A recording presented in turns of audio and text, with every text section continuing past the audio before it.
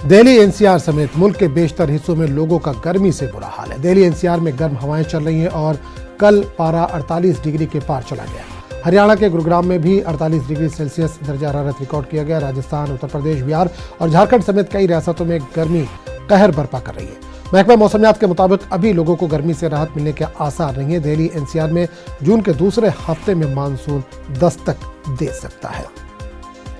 और इससे पूरे मामले पर बात करने के लिए हम सीधे रुक करेंगे दिल्ली, जहां से मनोरंजन राजीव तिवारी इस वक्त सीधे तौर पर जुड़े।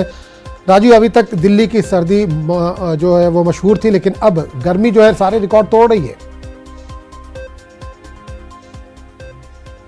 बिल्कुल, इस बात से इंकार नहीं किया जा सकता है कि दिल्ली में जो गर्मी पड़ रही है इससे लोगों का हाल बेहाल हो गया है। कल तो बहुत ही बुरा हाल था।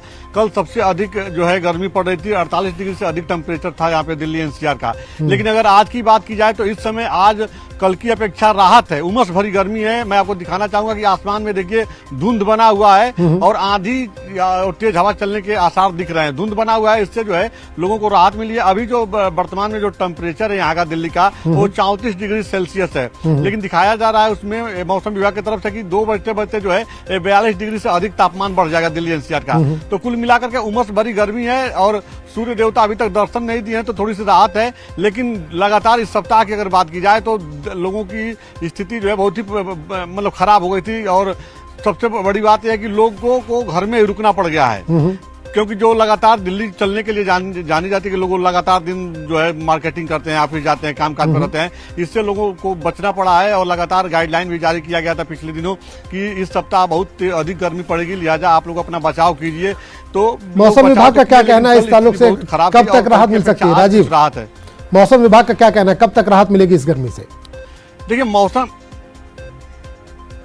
मौसम विभाग का कहना है कि राहत तो इस सप्ताह नहीं मिलने वाली है। ये जो धुंध है इससे थोड़ी सी आज राहत है, लेकिन मौसम विभाग ने पिछले दिनों बताया था कि ये जो सप्ताह है इसमें सबसे अधिक गर्मी पड़ेगी इस सप्ताह में। इस सप्ताह के बाद हो सकता है थोड़ा टेम्परेचर में बदलाव हो, लेकिन जब तक मानसून नहीं आएगा दिल्ली में तब तक यही स्थिति बनी रहेगी। और लोग खुद अपना बचाव करें और लोगों को कन्विंस भी किया जा रहा है मौसम विभाग की तरफ से कि किस तरह से गर्मी से अपना बचाव करना है।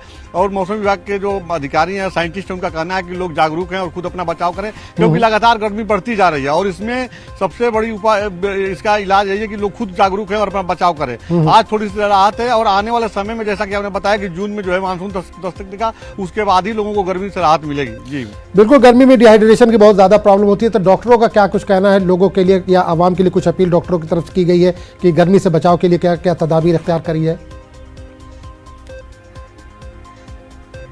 बिल्कुल, डॉक्टरों का लगातार लोगों को अवेयर करने के लिए गाइडलाइन बीच बीच में आता रहता है। जैसे कि डॉक्टर लगातार इस बात को कह रहे हैं कि खाना कम खाइए, अधिक से अधिक पानी पीजिए। अगर उसमें ग्लूकोज मिला करके पीते हैं और ठंडा पेय पदार्थ लेते हैं तो सबसे अच्छी बात है। जैसे कि ग्रामीण अंचल में बात कीजिए या शहरों में बात कीजिए, बेल का रस आ जाता है, नारंगी का जूस पीजिए, इस तरह के लीजिए। खाना कम खाइए, क्योंकि खाना अधिक खाने की वजह से गर्मी में बीमारी बढ़ जाती है।